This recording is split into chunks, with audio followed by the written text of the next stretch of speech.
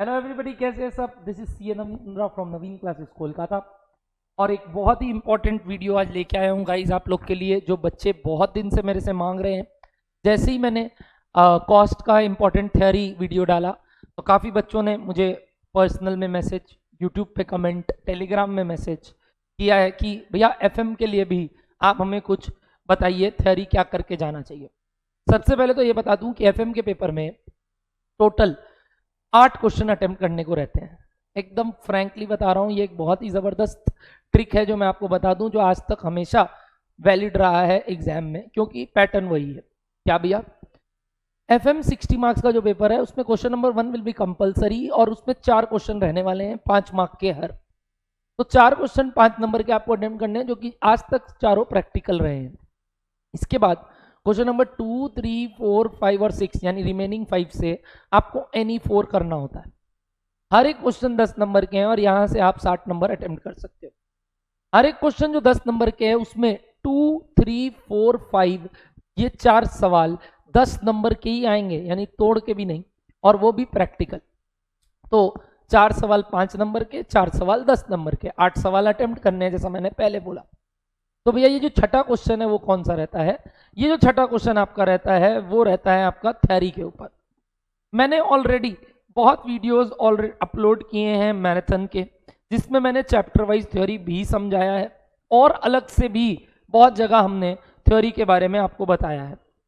और ये तक बता दूं कि हमने एफएम के पूरे पेपर का एनालिसिस भी करके रखा था, जिसमें हमने बताया था कि क्या क्या चैप्टर से क्या क्या आए हुए सवाल है, और इवन फॉर इको। तो ये शीट के ऊपर मैं और इकोनॉमिक्स में भी बताऊंगा आपको। बट अगर अभी तक देखिए आप, जुलाई 21 से लेके मैंने मई 18 तक की एनालिसिस यहाँ की है, जिसमें क्वेश्चन नंबर 1 जैसा मैंने आपको बोला इज 5 मार्क्स के 4 क्वेश्चन ईच, और हर टर्म में वही चीज आपको देखने को मिला है। वैसे ही 10-10 नंबर के हर क्वेश्चन आपको 2, 3, 4, 5 में देखने को मिलेंगे फॉर लगातार मेनी पीरियड, जैसा भी न्यू सिलेबस में हुआ है। ये सारे क्वेश्चन प्रैक्टिकल होते हैं। अब बात आता है थ्योरी का, तो भैया उसका पैटर्न क्या देखने को मिलता है? उसका पैटर्न में आपको 4 मार्क्स, 4 मार्क्स और 2 मार्क्स रहता है, जिसमें 2 मार्क्स में ऑप्शन भी रहता है कि या तो ये कर लो या ये कर लो। यानी टोटल अगर आप क्वेश्चन नंबर 6 अटेम्प्ट करते हो तो आपको 3 थ्योरीज अटेम्प्ट करना पड़ सकता है, 2+4+4 या 3+3+4, कैसे भी पैटर्न में, और एक चॉइस भी रहेगा उसमें कोई एक क्वेश्चन के साथ। तो ये जो पर्टिकुलर मैंने आपको थ्योरीज के बारे में बताया, इसमें क्या क्या इंपॉर्टेंट थ्योरीज है वो मैं आपके आगे लेके आया हूं। पहले तो चैप्टर वाइज बताऊंगा, और फिर जो एक मेन थ्योरी चैप्टर है that is sources of finance, उसके बारे में भी बताऊंगा। तो चैप्टर वाइज अगर जाऊं तो सबसे पहले लेवरेज चैप्टर, जैसा कि आप देख सकते हैं, उसमें ट्रेडिंग ऑन इक्विटी बोल के जो टॉपिक है, जो हमने क्लास में भी कवर किया है एज वेल एज मैराथन में भी कवर किया है, कि कैसे डेट लाने से इक्विटी को फायदा हो सकता है या नुकसान भी हो सकता है, या कितना डेट को हम ट्रेडिंग ऑन इक्विटी बोलते हैं, वगैरह वगैरह।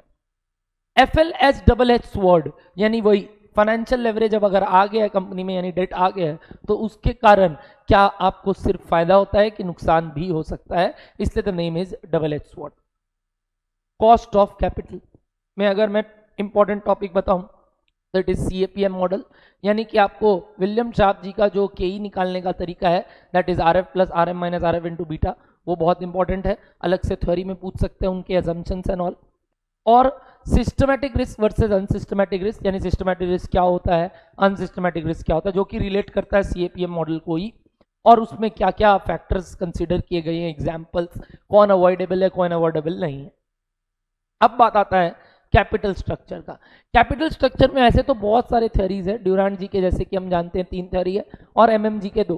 तो ये जो MM के 2 थ्योरी है, 1 और 2 विदाउट टैक्स और विद टैक्स, ये अलग से थ्योरी के लिए बहुत इंपॉर्टेंट है, इनके अजम्पशंस भी।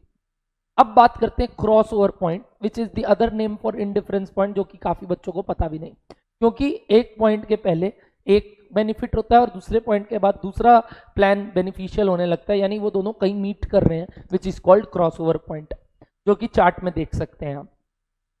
अब मैनेजमेंट ऑफ रिसीवेबल्स का अगर बात करें तो इसमें 2 इंपॉर्टेंट थ्योरी टॉपिक्स बनते हैं, दैट इज फैक्टरिंग और फॉरफिटिंग दोनों एकदम सेम टाइप के टॉपिक है। फैक्टरिंग में आपको सिंपली यही बात बताया जाता है कि कैसे हम डिस्काउंटिंग करवा सकते हैं अपने डेटर का, जैसे आप बिल्स ऑफ डिस्काउंट करते थे, मतलब डिस्काउंटिंग ऑफ बिल्स करते थे।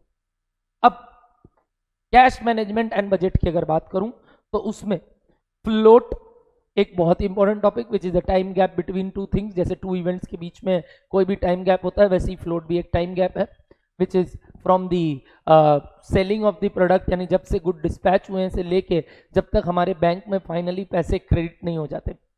ऐसे देखा जाए तो वो समय बहुत कम होता है, बट बड़े बड़े कंपनीज के लिए ये समय भी बहुत महत्वपूर्ण है, क्योंकि इसके लिए हमारा जो ब्याज जा रहा है वो कैलकुलेशन में आता है। यानी types of float, definition of float etcetera are important. Lock box system और कंसंट्रेटेड बैंकिंग सिस्टम, जो कि ट्रेडिशनल तरीके हैं आपको ये सब फ्लोट को कम करने के, वो जरूर से पढ़ना है।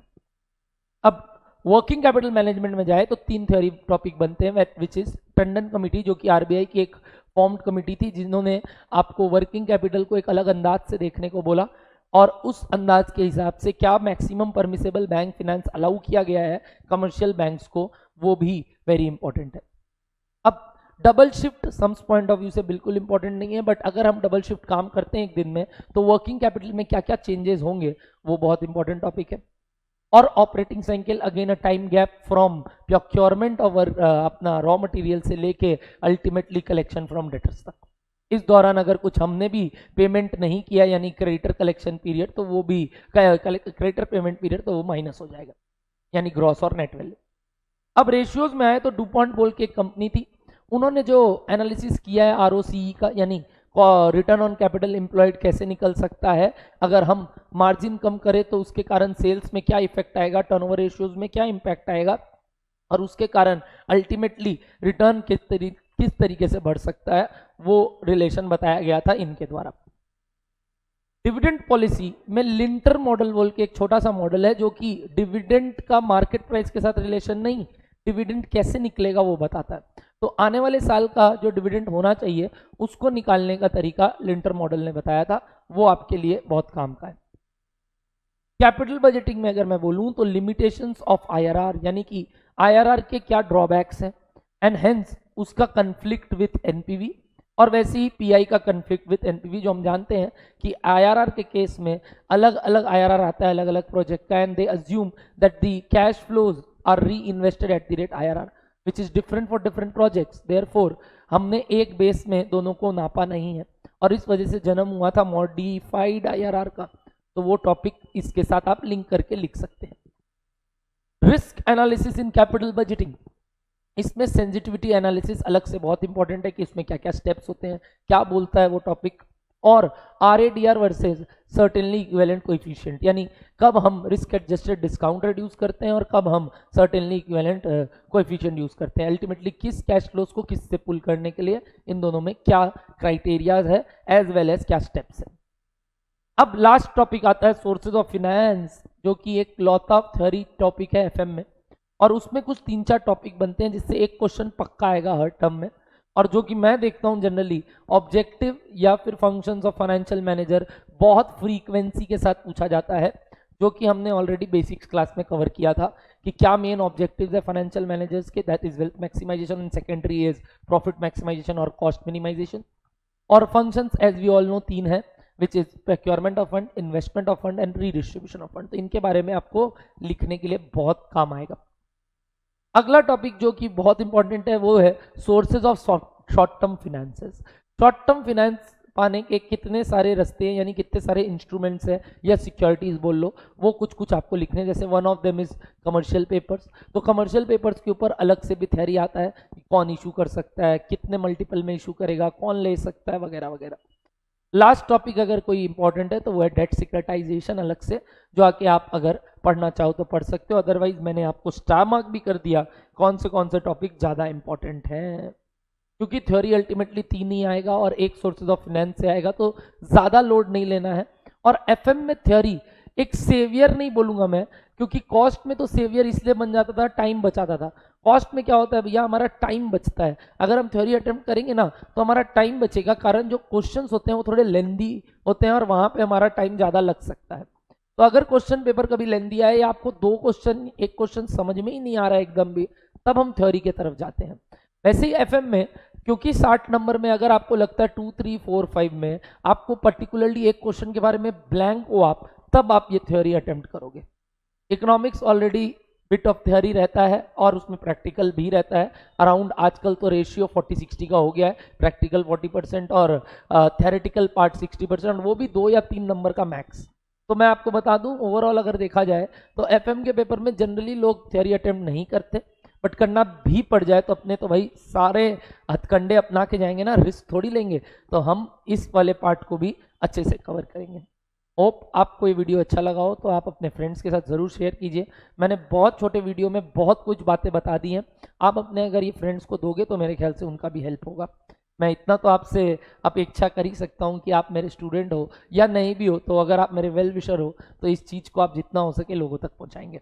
Thank you so much everybody. और कोई भी इंपॉर्टेंट चीज़ आपको मेरे से चाहिए तो do comment in the comment box below.